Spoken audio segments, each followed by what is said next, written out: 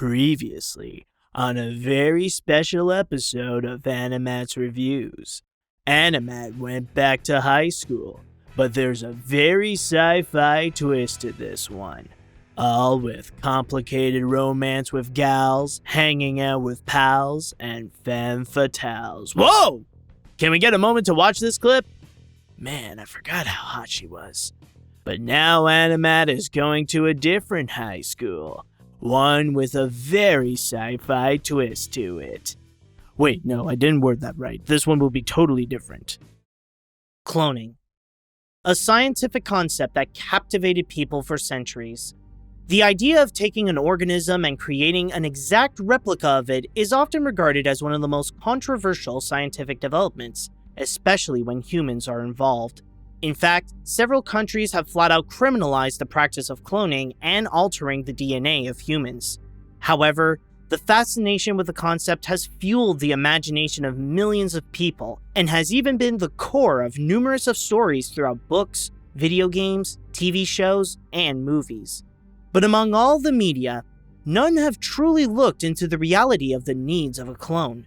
What would clone people do if they actually exist? Well, two things. Party hard and get laid. Mud dance, gravy trance, butterfly dream. Hardcore, vegan bread, sunflower cream. Yes, among all the media about cloning, Clone High is definitely one of the weirdest. Technically, it may seem like your typical adult-oriented high school animated series, but what makes this stand out is how the students all have one unique element. Every student is a genetic clone of a historical figure, from Abraham Lincoln to Mahatma Gandhi to Joan of Arc to John F. Kennedy to Cleopatra, and many, many, many more. But the true significance of the show is how it marks as the debut of Phil Lord and Chris Miller, who teamed up with Scrubs creator Bill Lawrence to bring their crazy idea they had back in college to life and gave it to Fox to open up the school on television. To which they said no, and the show instead aired on MTV at the end of 2002. Say what? Say what? Say what? Say what? Say what? What? Say what? Keep in mind that the show was very short-lived and almost unheard of back when it came out. I will get to this later, but this really was a series that came and went so quickly. It wouldn't be until several years later when Lord and Miller became acclaimed filmmakers with a good amount of work that they have done, that they have written, directed, and produced, where they would gain a massive cult following of their own, where Clone High would also get a lot of attention as well. And considering how their projects, and their filmmaking style have been highly beloved and fans just couldn't get enough of that, that too would also go to Clone High, where that series would eventually end up getting a cult following of its own. Now, keep in mind that I am actually coming in fully fresh. Now, I have heard of the show before, yes, especially from the revival of its popularity that it got on social media, and especially from the JFK memes, but this will actually be my first time going in and actually watching some of the episodes of my own, or technically all of the episodes, but you get what I mean. I'm actually coming in fresh, and this is my first time seeing all the episodes in their entirety. And so, now that I have reached this point where I did watch the entire series and got a little bit of a taste of what is the Academy of Clone High before we do eventually go into it with the upcoming revival, I will say that I didn't know what to expect, but what I did get here was, it was something. With an intriguingly grand concept of a high school filled with historical clones, the series puts its focus on only a handful of characters and their lives as teenagers getting fully in touch with their hormones. There's Abe, the naive, good-hearted guy stuck in a love triangle without knowing it. Joan, Abe's rational-minded friend with a goth attitude that's in love with the guy. Cleo, the popular selfish hot chick that hooks up with Abe. JFK, the hotshot jock who's also Cleo's on and off boyfriend, and Gandhi, Abe's party animal buddy and the one that people were the most upset about. Seriously, this show pissed off a lot of Indians for Gandhi's portrayal. If this had another season, they would have had to find a way to get him out of the picture. They found the MTV site that had like a character description of Gandhi, and it just said that he had an earring and that he drank soda pop and stuff like that. And they got even more upset about that, and they changed the thing that was against Maxim magazine, which is not circulated in India, and they changed it to a protest against MTV, which is in India. So they had that protest on the anniversary of Gandhi's death at his grave. And then the mob moved to the MTV building and started like protesting outside the MTV building. And it was a hunger strike. About this show that had never aired in India, that no one had ever really seen. I think it had only been on for like 2 episodes in the States. Anyways, they all go to this high school that is run by Principal Scudworth, a mad scientist who's supposed to be in charge of the clones for a secret government board, but has his own plans along with his robot butler, Mr. Butlertron. And with such an elaborate idea about cloning and the use of historical figures, how does this series develop this entire world and present the ultimate purpose for the clones to show what their meaning of life is? Nothing. No, seriously, there's not a major reason to why they have to be clones or that they're based on historical figures in the first place. Yes, they do establish a bit of a background with the secret board, but this is not a show where world building or storytelling is the most important element here. Instead, this show prioritizes its comedy with the characters. Anything this show introduces is for the purpose of a gag, regardless if it connects to the episode's narrative or not. And of course, as it is their first major project, this is the introduction to Lord and Miller's signature comedic style, shooting out gag after gag at a rapid pace with a variety of jokes, especially the kind that points out the obvious. I might as well say this right now that the first few episodes are not great. In fact, the biggest criticism given to the series is how it started off pretty weak. I'm not saying that the start was terrible. In fact, it does have some laughably enjoyable moments, but the humor starts out as a mixed bag where some jokes are genuinely funny, but others kind of fall flat. Not to mention that they include pauses after the joke that make things even more awkward when the gag doesn't make you laugh. Well, you can tuck your tight little buns into Principal Scudworth's office. Slowly. Oh, yeah. However, keep in mind that this is only regarding the first 3, maybe 4 episodes. Thankfully, the gags do get better as the show moves along and you get used to the personalities, while it also brings on board even more types of comedy to play with and adds some cleverness to the program. Like I said before, all the ideas this show brings up is primarily to give the humor more material, and does use them efficiently.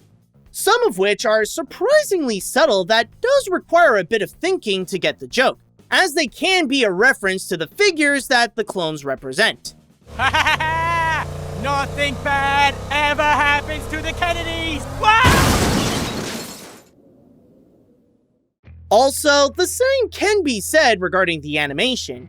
As you can see, this is a very stylized series.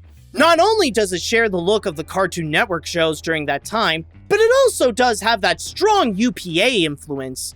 Normally, I find the term UPA style is kind of overused, even by professionals, but in Clone High's case, this feels more like a fair comparison, sharing its abstract and minimalist designs and movements. If anything, this is one of the better examples of a UPA-style modern cartoon. With that said, I actually do like how the animation is utilized here because, like the premise, its purpose is mainly to serve the comedy and give more focus to that. Yes, it has a unique and wild style, but it doesn't shove it on the viewer's face and scream, "Look how different and non-Disney we look!" Seriously, some animators need to stop doing that. But while it keeps itself mostly tame, the reason why this is an animated show is to supply even more material that couldn't be done in live action, offering the jokes an element of surprise with visual or slapstick comedy that reminds people that this is a cartoon, and yes, it can get away with that because they can.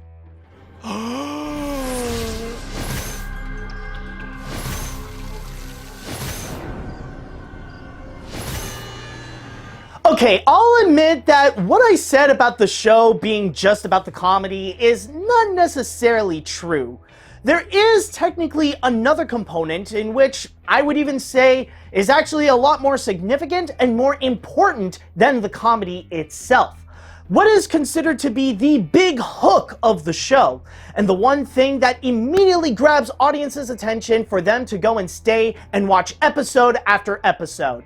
Or, at the very least, that is the thing that did work for me, and that would actually be the clones themselves. As you probably recall when I quickly recapped who they are, you could tell that they are almost nothing like who they've been cloned from. Besides, that's part of the joke. So instead of embodying their original persona, they stage up parodies of teen dramas and play around with those tropes with the continuous love triangle and the way they deliver morals. But here's where things get interesting that separates Clone High from many of the other school shows.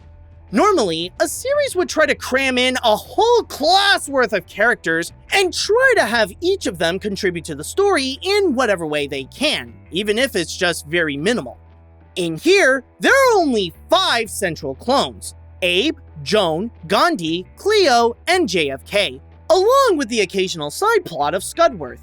Sure, there are plenty of other characters that get featured like Van Gogh, George Washington Carver, Marie Antoinette, Mary Curie's mutated DNA, and the greatest screen adaptation of Genghis Khan. So I guess you're 21. I am 21. I'm not 21. But the only characters that get to experience actual development are the main 5 and the principal with his robot butler. Technically, on their own, they're just the typical teen archetypes you'd commonly find in these high school narratives. But their big advantage is that because there are so few to primarily focus, it gives the team and the voice actors more time to really craft them in a way that can make the most out of their personalities. That can result in them in having some standout funny moments where they're kind of satirizing their archetypes like JFK. But it also makes them feel more genuine and easier to connect with to care what they're going through. Who knows, you might find yourself feeling relatable to one of them in a weird way. I know I have at some points, with Abe's positive naivete being both his strength and his weakness. I just finished my film and it really expresses my true... I'm so proud of you, opening yourself up and expressing what's inside. You're such an honest and true friend. Friend? Yes, they play that love triangle mostly for laughs, but there is that other side that is worth investing where it gets frustrating to see how Abe is not giving Joan a chance and how he doesn't fit well with Cleo. Well, frustrating in a good way, of course. And while they are more comic reliefs, you do see the touching side of guys like Gandhi and JFK and how they are people worth caring for as much as they are worth laughing at their shenanigans. As for Scudworth, I wouldn't say he's the strongest character compared to the rest, but he can have his moments with Butlertron, as well as giving a wide emotional range to the robot for him to play an equally big part as much as his organic cast. Ever since Scan Grade got here, you've been acting like such a little bitchbot. That Scan Grade is just such a motherfucking showboat. He's been this way since Amherst. Also, I forgot to mention that another prominent component is the use of special guest stars, and much like the first few episodes, they can be a bit of a make-or-break deal. You never know how they will play out or what they will contribute that will either make things a whole lot better or make the feeling a lot more awkward than it is.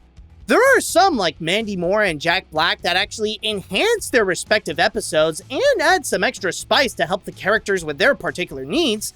But on the other hand though, there are those that maybe the episode could have gone better without.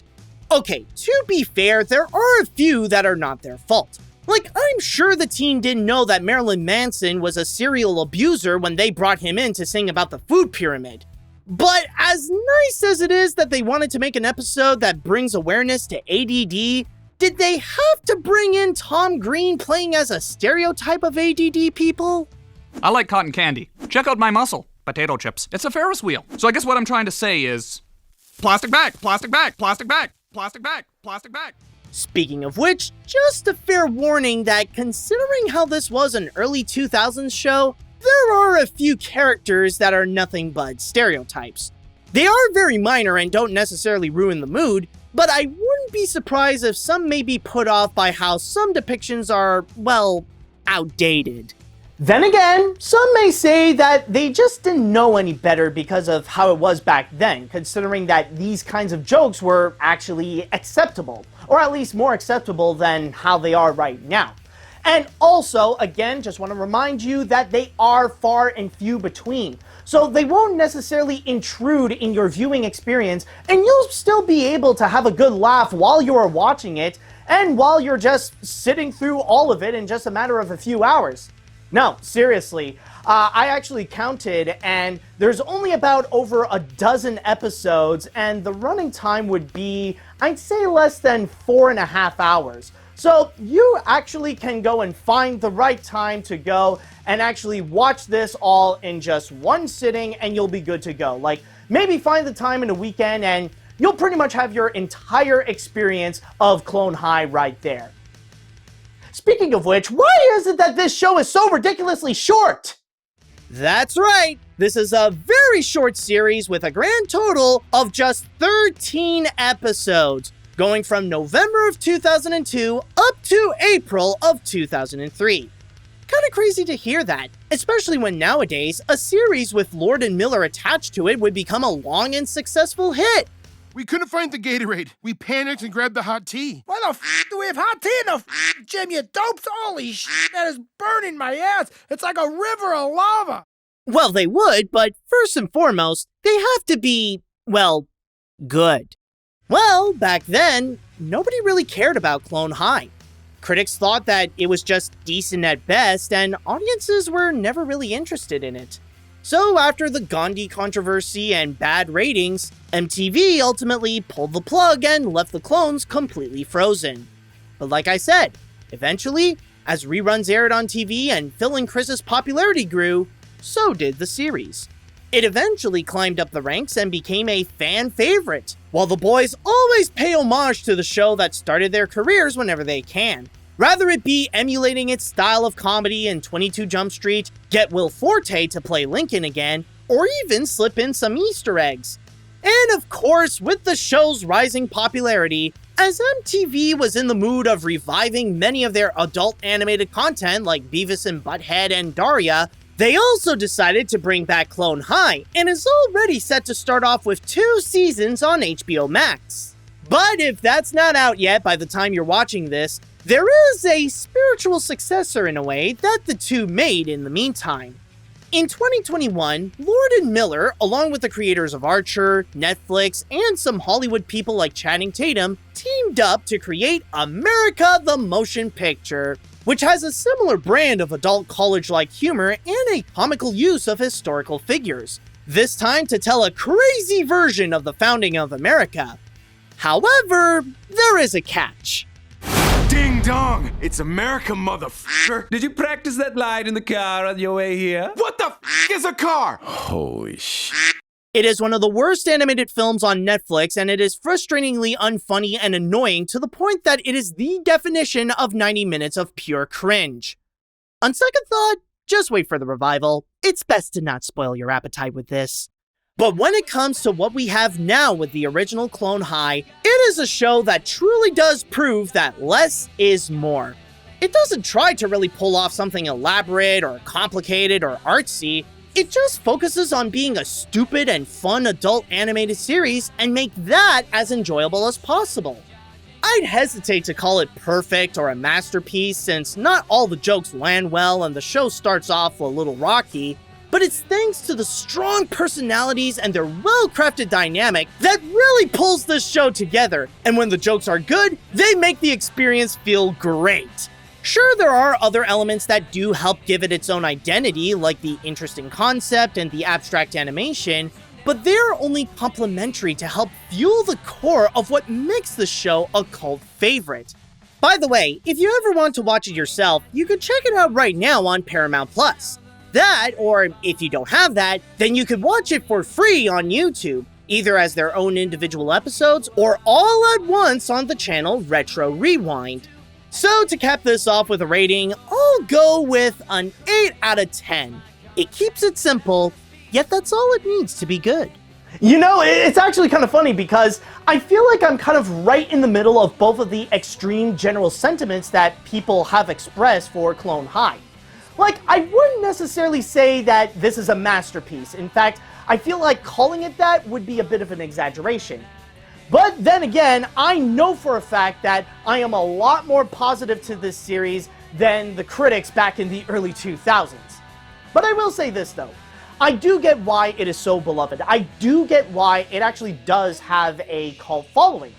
In fact, when you think about the style of humor that it has, it's the kind that people nowadays actually really do enjoy compared to the style of humor that people generally enjoy back in the early 2000s. Like, there is no other animated series or even an animated movie that has that similar humor that Clone High has. In a way, I guess you could say that the show was kind of ahead of its time. In fact, the best way to describe it is that the show is like that weird, awkward kid back in school, you know, the one that is always an outcast, is always in his little corner, was never really popular, didn't really have much friends, but then suddenly, decades later, you actually hear about that same kid again, and they actually turn out to be the most famous person that you have ever interacted with. It's actually pretty crazy. But I guess it really does go to show that cloning and partying, it actually turns out to be a good mix, along with well-meaningful characters that can actually be a positive influence. And by partying, I mean in the bed.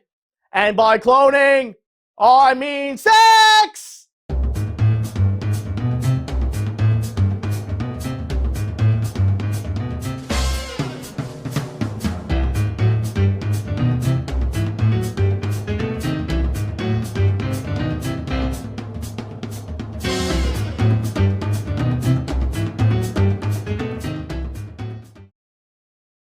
Next time on a very special episode of Animat's Reviews. Animat is leaving high school and joining another group of teens.